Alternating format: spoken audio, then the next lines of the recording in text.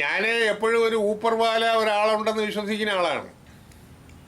എൻ്റെ ജീവിതത്തിൽ മുഴുക്ക മുകളിൽ ഒരാളുണ്ട് എന്ന് വിചാരിച്ചിട്ട് ഞാൻ എല്ലാ കാര്യവും ചെയ്യുന്നത്.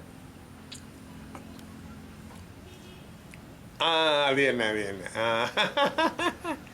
ഈ കഴിഞ്ഞ മെയ് 17-ാം തീയതി എനിക്ക് 70 വയസ്സ് കഴിഞ്ഞു. കഴിഞ്ഞ മെയ് 17-ാം തീയതി.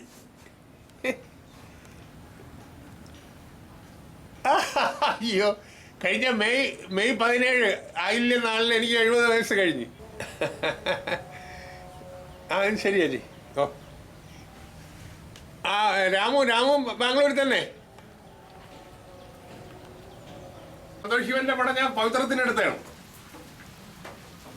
ആ അങ്ങനെ ഒരു പടം. അടുത്ത വേണുവിന്റെ പടവും പിന്നെ പപ്പാജിയുടെ പടം എല്ലാം കൂടെ ഒന്ന് പിന്നെ അടിച്ചു കൊടുത്തിട്ടുണ്ട് ഞാൻ. ഓ പിന്നെ അപ്പൊ ഇതൊക്കെ ഒരു 10, 25, 30 കൊല്ലമൊക്കെ ആയ പടങ്ങളാണ്. പിന്നെ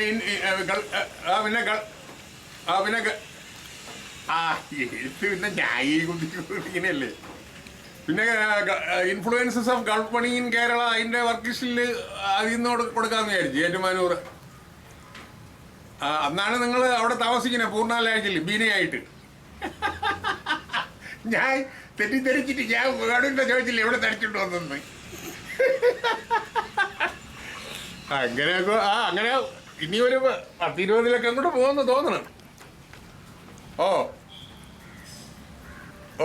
അങ്ങനെ അത് പുസ്തകമാക്കാൻ പരിപാടി ഉണ്ട് അവർക്ക്. ഞാൻ പറഞ്ഞ റോയൽറ്റി ഒന്നും തന്നില്ലെങ്കിൽ പുസ്തകമാക്കാൻ പറഞ്ഞു. അല്ല നമുക്ക് വലുതായിട്ട് ഒരു പുസ്തകമായ അതൊരു കപിൽറാം സജീവാണ് അതിൻ്റെ ആ സെക്ഷൻ. പിന്നെ ലണ്ടനിൽ നിന്നൊന്നും കൊണ്ടുവന്നില്ലേ? അല്ല എനിക്കൊരു പഴയ ഇൻഫ്ലൈറ്റ് മാഗസീനൊക്കെ അവിടെ ഇരിക്കുന്ന മീനെ കണ്ടപ്പോൾ പറഞ്ഞല്ലോ. ഇപ്പം എല്ലാം വെബ്സൈറ്റ് അല്ലേ? ഇല്ലേ? അത് ശരി.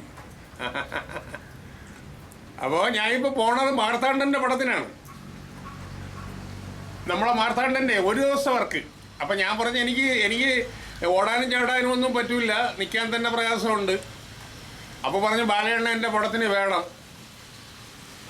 അപ്പോൾ അങ്ങനെയാണെങ്കിൽ മമ്മൂട്ടി സെറ്റിലുണ്ടെങ്കിൽ ഒരു പടം എടുത്തേക്കാൻ പറഞ്ഞു. ഒന്ന് മാതൃഭൂമിയിൽ നിന്ന് ഒരു നല്ലൊരു പടം അത് കൊടുക്കാം എന്ന് പറഞ്ഞു. പിന്നെ ഇനി എത്ര ദിവസം കൊണ്ട് വീട്ടിൽ? അപ്പോൾ ഞാൻ അങ്ങോട്ട് വിളിക്കാം. ഓ